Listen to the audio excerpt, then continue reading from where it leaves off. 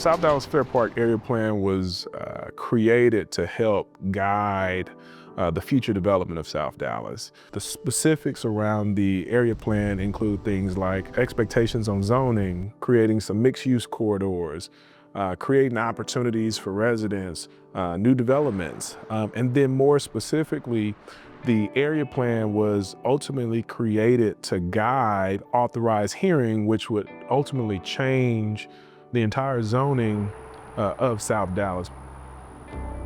The authorized hearing allows for us to look at the area plan and what was approved by council and then use that to implement it and see where those land uses or those zonings might need to be updated. There has been quite a bit of area plans over the years. Even though this is an area plan, we have kind of relabeled it as an implementation plan because we wanted to put things in the area plan that could be done in short term, long term, and possibly just 5 years, and some of those things have already took place. The area plan guides zoning, land use, economic development, housing, the way that we will want those design standards for how we want our houses to look so that we won't have so many grossly incompatible housings in the area. I've been approached at certain meetings by people who are like, hey, I want to get involved in the area plan. And it's like, listen, the area plan is completed. We've done it. It's been adopted by the city. Now, where you can get involved is the authorized hearing. Having your voice heard as it relates to the zoning changes. Hear what your neighbors are saying. Hear where their hearts are. Voice your concern. And just be present. Your presence is important. Your voice is important. We cannot change things once they're adopted and once things are moving forward. Bring your voice to those meetings and let them be heard.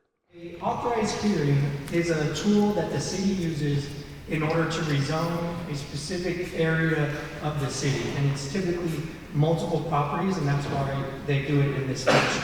Rather than do it one by one, individually, property by property, they do it as a whole. And this helps us because it makes everything quicker, typically cheaper, and it also lets us get a little bit better public input from everybody who's in the community. I don't like the way they build it homes. Like they got 3 stories and they got 1 story. And they got 3 stories and they got 1 story.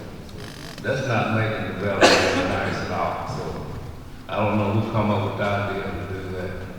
You've got the home that was built in 1925 and all the houses, look very similar to that. And then you have the house built in 2024 and it doesn't look at all like it. I think, and again, we're going to get into the recipe here in the future meetings, but I think one of the things that would be important for y'all to think about is there probably is, because the market is building those, so are there a couple of little pockets where it does work? Because there's no houses on that street at all. And to think about that would be the more, bigger picture question, because we could definitely do the recipe with John about has a front porch and isn't 3 stories and the garage isn't huge.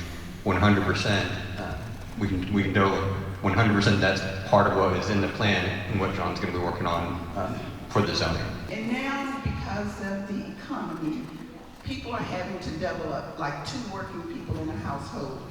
I have neighbors that have 5 cars to one house, and once they park, I can't even have company pretty much. So would it be too much to at least for these future houses to have a 2-car garage? So the new plan says that the garage cannot sit out further than the house. There has to be a front porch.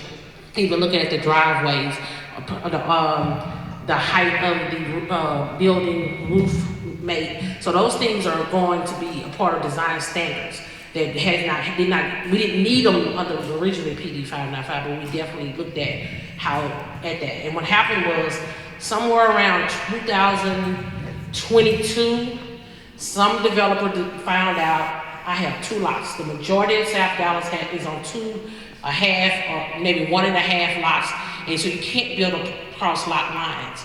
But what they found out was We don't have to go before CPC or go get a new plat. We just go to address and now we can build 2 on 1. And so because those lots were already in the plat, that's how those popped up.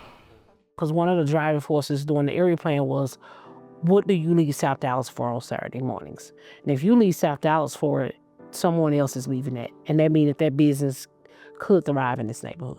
And that question hit home, and it made people think, because it actually made things real for you. I leave to go get brunch, you know? I leave to go get a nice mimosa.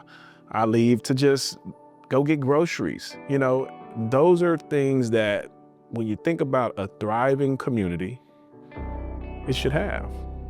It's not a big ask.